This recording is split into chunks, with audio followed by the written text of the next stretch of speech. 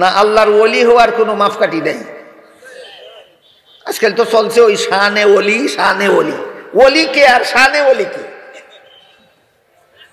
5 কাজের দ্বারা আল্লাহর ওলি হয়। কত কাজের দ্বারা? 5 ধারাবাহিকভাবে 5 কাজের দ্বারা আল্লাহর ওলি হয়। 1 নম্বর গুনার অভ্যাস ছেড়ে দিলে, 2 নম্বর ফরজ আমল ঠিক মতো করলে, 3 নম্বর ওয়াজিব আমল ঠিক মতো করলে, 4 নম্বর সুন্নতে মুআক্কাদা আমল ঠিক মতো করলে। 4টা কইরাও ওলি হতে পারে না। সত্যের পথ অবলম্বন করুন। KH Islamic media. তাইলে সুন্নতে জায়েদা নফল মুস্তাহাব বন্দেগীর দ্বারা যে আল্লাহর ওলি হয়, এটা তো শূন্য। ডাইনে তো সংখ্যা, বায়ে তো সংখ্যা লাগবো, বায়ে 4টা সংখ্যা লাগবো। 1 নম্বর সকল প্রকার গুনার অভ্যাস ছেড়ে দিতে হবে। সকল প্রকার গুনার অভ্যাস ছেড়ে দিতে হবে। 2 নম্বর সমস্ত ফরজ আমল ঠিক মতো করতে হবে। 3 নম্বর সমস্ত ওয়াজিব আমল ঠিক মতো করতে হবে। 4 নম্বর সমস্ত সুন্নতে মুআক্কাদা আমল ঠিক মতো করতে হবে।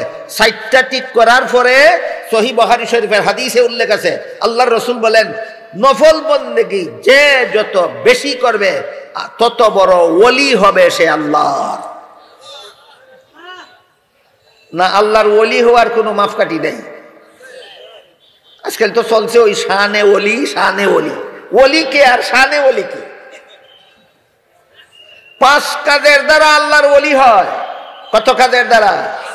5 ধারাবাহিকভাবে 5 কাজের দ্বারা আল্লাহর ওলি হয়। 1 নম্বর গুনার অভ্যাস ছেড়ে দিলে, 2 নম্বর ফরজ আমল ঠিক মতো করলে, 3 নম্বর ওয়াজিব আমল ঠিক মতো করলে, 4 নম্বর সুন্নতে মুআক্কাদা আমল ঠিক মতো করলে। 4টা কইরাও ওলি হতে পারে না। তা 4টা করলে কি হয় এটা শুনেন।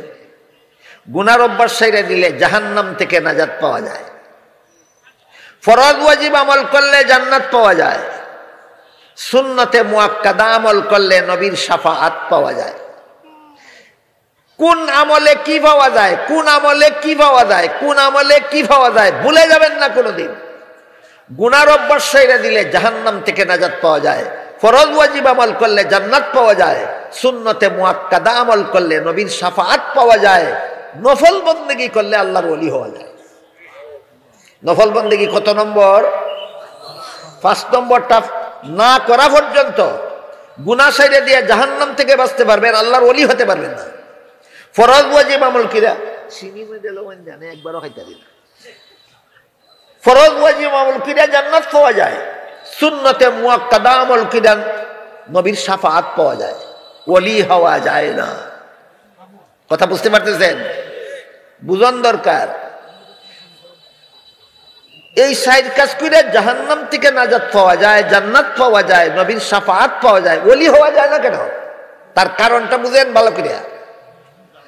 আপনি গুনার অভ্যাস ছেড়ে দিলেন বিনা স্বার্থে না জাহান্নাম থেকে বাঁচার স্বার্থে? গুনার অভ্যাস ছেড়ে দেওয়ার মধ্যে আপনার একটা স্বার্থ আছে। ফরজ ওয়াজিব আমল করলেন বিনা স্বার্থে না জান্নাত পাওয়ার স্বার্থে? এখানেও আপনার একটা স্বার্থ আছে। সুন্নতে মুআক্কাদা আমল করলেন বিনা স্বার্থে না নবীর শাফাআত পাওয়ার স্বার্থে? এখানেও স্বার্থ আছে। বন্দা যতক্ষণ পর্যন্ত নিজের স্বার্থে আমল করবে স্বার্থ হাসিল হবে, কিন্তু আল্লাহর ওলি হতে পারবে না। নফল বন্দেগীর মধ্যে কোনো স্বার্থ নাই, একমাত্র মালিককে খুশি করা ছাড়া। এই জন্য বুখারী শরীফের হাদিস, আল্লাহর রাসূল বলেন, যেই বান্দা আল্লাহর নফল বন্দেগী যত বেশি করবে সে তত বড় ওলি হবে আল্লাহ। আমি আপনাদেরকে বুঝাইতে পারলাম কিনা আমি আমার নিজের এই পরীক্ষা করতে হবে। বলুন, বান্দা গুনাহ ছেড়ে দেয় বিনা স্বার্থে না জাহান্নাম থেকে বাঁচার স্বার্থে? ফরজ ওয়াজিব আমল করে বিনা স্বার্থে না জান্নাত পাওয়ার স্বার্থে? সুন্নতে মুআক্কাদা আমল করে বিনা স্বার্থে না নবীর শাফাআত পাওয়ার স্বার্থে? তুমি স্বার্থের কাজ করেছো, স্বার্থ হাসিল হবে, আল্লাহর ওলি হতে পারবে না। নফল বন্দেগী করে কোনো স্বার্থে না, শুধু মালিককে খুশি করার জন্য, তখন মালিক তোমারে বন্ধু বানায়। এটারই কোরআনের ভাষায় ওলি বলা হয়। কোরআনের ভাষায় ওলি, বাংলা ভাষায় বন্ধু। বাংলা ভাষায় বন্ধু। তাহলে সুন্নতে জায়েদা নফল মুস্তাহাব আমল করলে আল্লাহর বন্ধু হওয়া যায়। আর এই 5 নম্বর বাদ দিয়া বাকি 4টা করলে আল্লাহর বান্দা হওয়া যায়, বন্ধু নয়। বন্দা আর বন্ধু এ পার্থক্য বুঝালেন। গুনাহ ছেড়ে দিলে আল্লাহর বন্দা হওয়া যায়, ফরজ ওয়াজিব আমল করলে আল্লাহর বন্দা হওয়া যায়, সুন্নতে মুআক্কাদা আমল করলে আল্লাহর বন্দা হওয়া যায়, বন্ধু নয়। বন্দা হওয়া যায়, বন্ধু নয়। বন্দা কেন? আল্লাহর হুকুম পালন করে, সেই জন্য বন্দা। পুরস্কারও পাবে, জান্নাত জাহান্নাম থেকেও বাঁচবে, জান্নাতও পাবে, নবীর শাফাআতও পাবে, কিন্তু আল্লাহর বন্ধু হতে পারবে না। বন্ধু হতে হলে সুন্নতে জায়েদা, নফল মুস্তাহাবকে নিজের অভ্যাস বানাতে হবে। সহিহ বুখারী শরীফের হাদিস, আল্লাহ রাসূল বলেন, যখন কোনো বান্দা নফল বন্দেগীর মাধ্যমে আল্লাহর বন্ধু হয়ে যায়, তখন সেই বান্দার মুখ আল্লাহর মুখ হয়ে যায়, সেই বান্দার হাত আল্লাহর হাত হয়ে যায়, সেই বান্দার পা আল্লাহর পা হয়ে যায়। এখন আপনাদের মনে প্রশ্ন জাগতে পারে, চার কাম কইরা যদি আমরা তিন জিনিস পাই, জাহান্নাম থেকে বাঁচি, জান্নাত পাই, নবীর শাফাআত পাই, নফল বন্দেগী করলাম না, আল্লাহর বন্ধুও হইলাম না, অসুবিধা কি? প্রশ্ন বুঝলেন কিনা? নফল বন্দেগী করলাম না, আল্লাহর বন্ধু হইলাম না, অসুবিধা কি? অসুবিধা নাই, একটা সুবিধার থেকে বঞ্চিত থাকতে হবে। অসুবিধা আছে না? একটা সুবিধার থেকে বঞ্চিত থাকতে হবে। এবার শুনেন সেই সুবিধাটা কি। জান্নাতীরা, আপনি তো 4 কাজ করে জান্নাতে যাবেন। কত কাজ? 4 কাজ করে জান্নাতে যাবেন। আপনি জান্নাতে গিয়ে যত রকমের নিয়ামত জান্নাতে আছে, সবগুলি নিয়ামত উপভোগ করে যে আনন্দ পাবেন, আল্লাহকে দেখার আনন্দ হবে তার চেয়েও বেশি। এটা আহলে সুন্নাত ওয়াল জামাতের আকীদা, বিশ্বাস। স্মরণ রাখুন, জান্নাতীরা জান্নাতের সমস্ত নিয়ামত ভোগ করে যে আনন্দ পাবে, আল্লাহকে দেখার আনন্দ হবে তার চেয়ে বেশি।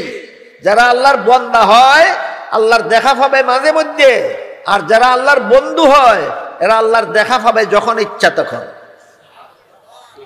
এবার বলেন 5 নম্বরটার দাম আসেনি? বলেন আল্লাহর বান্দারা আল্লাহর দেখা পাবে না, না পাবে? রেগুলার না মাঝে মধ্যে? আর আল্লাহর বন্ধু যারা হয়, এরা জান্নাতে আল্লাহর সাক্ষাৎ পাবে যখন ইচ্ছা তখন, যখন ইচ্ছা তখন, যখন ইচ্ছা তখন। এই জন্য আল্লাহ পাক রব্বুল আলামিন পবিত্র কোরআনে বলেন, আলা ইন্না আউলিয়া আল্লাহি লা খাউফুন আলাইহিম ওয়ালা হুম ইয়াহজানুন আল্লাযীনা আমানু ওয়া কানু ইয়াত্তাকুন। আল্লাহর ওলি যারা হবেন, এদের ভবিষ্যতের ব্যাপারে কোনো ভয় নাই, অতীতের ব্যাপারে কোনো টেনশন নেই। আল্লাহর ওলিদেরকে আল্লাহ দুনিয়াতে আখিরাতে টেনশন মুক্ত করে দেন। আল্লাহর ওলিদেরকে আল্লাহ দুনিয়াতে আখিরাতে ভীতি মুক্ত করে দেন। এদের জন্য কোনো ভয় নাই, এদের জন্য কোনো টেনশনও নাই। যাই হোক, সুন্নত কথার 2 নম্বর অর্থ নবীর আমল, এটার সাইডে আলোচনা গেল। নবীর সুন্নত কথার 3 নম্বর অর্থ নবীর তরিকা। এই লম্বা কথা শুনতে শুনতে হয়তো পিছনের কথা অনেকে ভুলে গেছেন, আবার পিছের থেকে আসি। নবীর সুন্নত কথার তিনটা অর্থ আছে।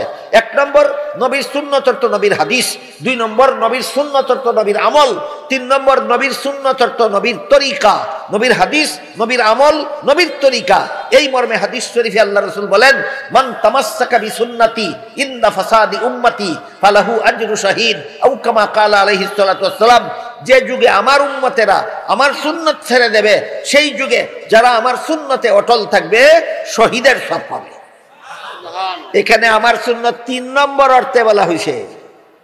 এখানে নবীর সুন্নত অর্থ নবীর তরিকা, নবীর শিক্ষা দেওয়া পদ্ধতি, নবীর শিক্ষা দেওয়া পদ্ধতি।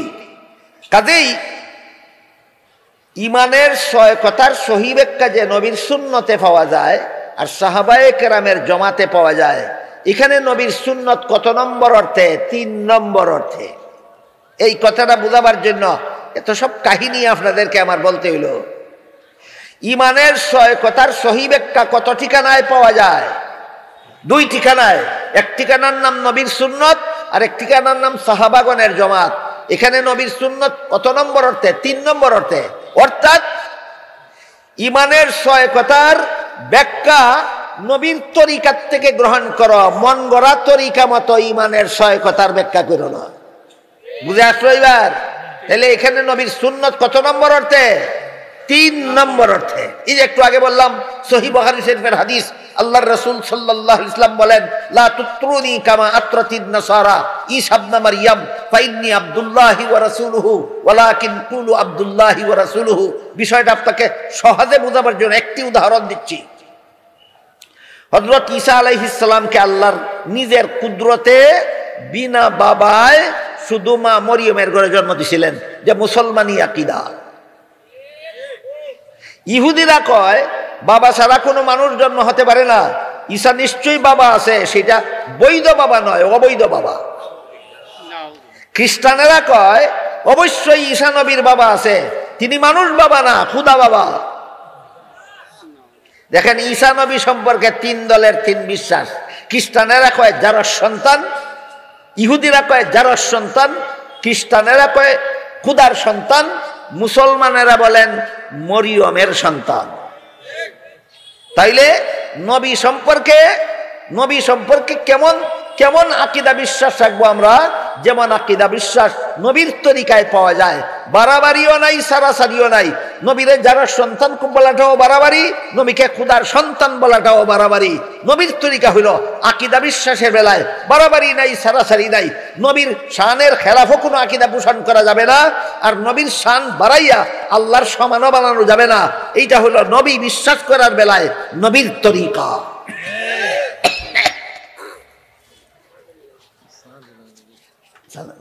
চিনির মধ্যে লবণ দিয়ে আনে, বদ মজা লাগে, মুখে জ্বালায়।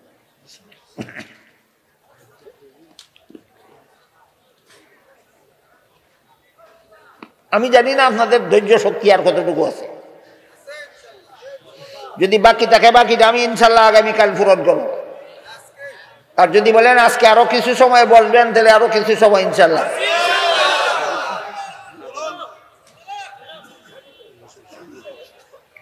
আমরা কত কথায় বিশ্বাসী হইয়া মুমিন মুসলমান হইছি। 1 নম্বরে আল্লাহ বিশ্বাস, 2 নম্বরে ফিরিস্তা বিশ্বাস, 3 নম্বরে কোরআন বিশ্বাস, 4 নম্বরে নবী রসুল বিশ্বাস, 5 নম্বরে তকদির, 6 নম্বরে আখেরাত।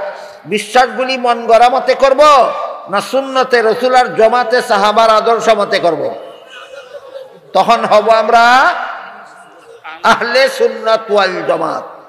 এই জন্য আল্লাহ সম্পর্কে কিছু সহিহ ব্যাখ্যা আর কিছু মন গড়া ব্যাখ্যা, নবী সম্পর্কে কিছু সহিহ ব্যাখ্যা আর কিছু মন গড়া ব্যাখ্যার উদাহরণ দিয়া আজকের মতো কথা অসমাপ্ত থাকবে। ইনশাআল্লাহ আগামীকাল যদি সময় আমার জন্য কিছু বরাদ্দ থাকে, আজকের অসমাপ্ত কথা আগামীকাল সমাপ্ত করা হবে। আপাতত আপনাদেরকে আল্লাহ সম্পর্কে কিছু সহিহ ব্যাখ্যা আর কিছু মন গড়া ব্যাখ্যা শোনাই। 72 দল মন গড়া ব্যাখ্যাকারী, 72 দল মুসলমানদের মধ্যে একটা মন গড়া ব্যাখ্যাকারী মুসলমানের দলের নাম আছে মুতাজিলা। আমরা মনে রাখতে পারেন, 72 দল মন গড়া ব্যাখ্যাকারী ভ্রান্তপন্থী মুসলমানদের মধ্যে একটা ভ্রান্তপন্থী মুসলমানের দলের নাম আছে মুতাজিলা। আর ইমানের 6 কথার সহিহ ব্যাখ্যা গ্রহণকারী দলের নাম,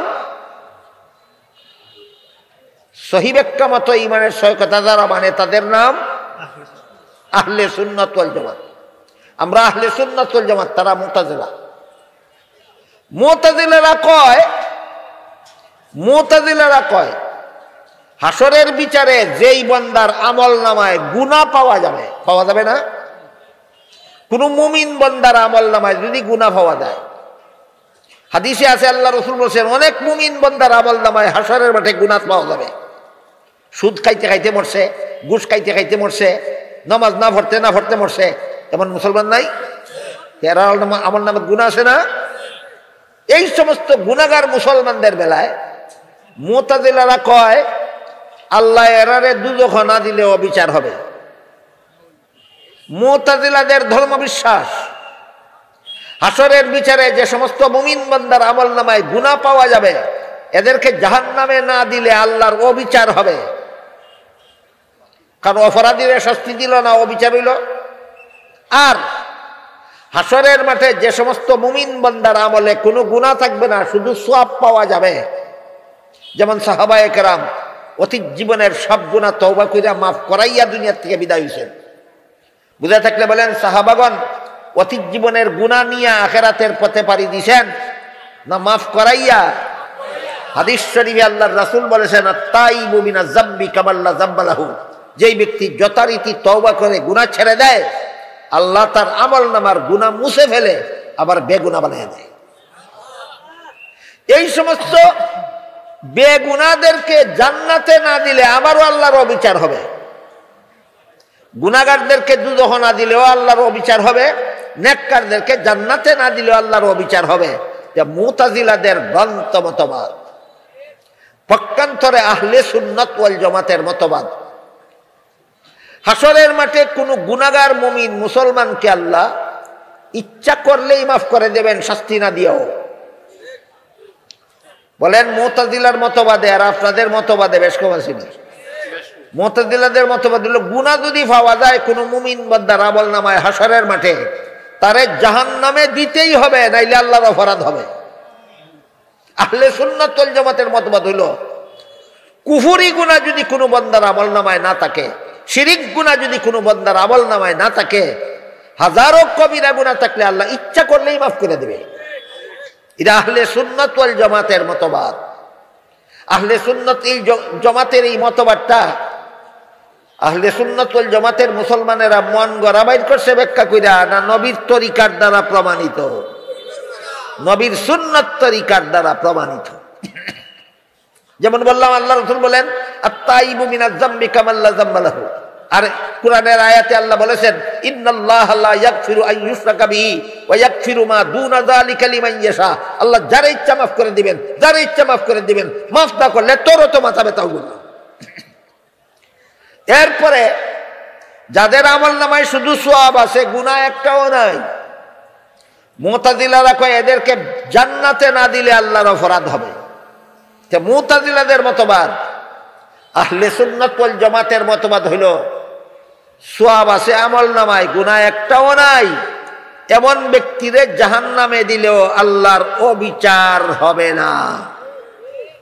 ঠিক যে কইছেন, যুক্তি বুঝা কইছেন না, শুধু হাদিস বুঝা কইছেন। যুক্তিটা ইনশাল্লাহ আগামীকাল আপনাদেরকে বুঝাবো ইনশাল্লাহ। ওই আগামীর ব্যাপারে ইনশাল্লাহ বলতে হয়। রসুলের হাদিস দিয়া, রসুলের সুন্নত তরিকা মতো আপনাদের বুঝাবার চেষ্টা করব। আহলে সুন্নাত ওয়াল জামাতের আকীদা হলো হাসরের বিচারে যেই মুমিন বান্দার আমলনামায় গুনাহ একটাও থাকবে না, শুধু সওয়াবই সওয়াব, তারেও জাহান্নামে দিলে আল্লাহর অবিচার হবে না। কোন যুক্তিতে? এই যুক্তিটা বুঝবো আমরা ইনশাল্লাহ আগামীকাল। যুক্তিটা বুঝবো কোন দিন? আগামীকাল। আজকের অসমাপ্ত কথাটাও আগামীকাল সমাপ্ত করব ইনশাআল্লাহ। আর আগামীকালের আর একটা বিষয় আমার আছে, শানে রসুল। আমরা সমাজের যত সব হানাহানি কানাকানি তো শানে রসুল লইও। আমি আর আমার দলে নবী মানে, আর কেউ নবী মানে না। কালকে দেখা যাবে নবী কে মানে আর কে মানে না ইনশাআল্লাহ।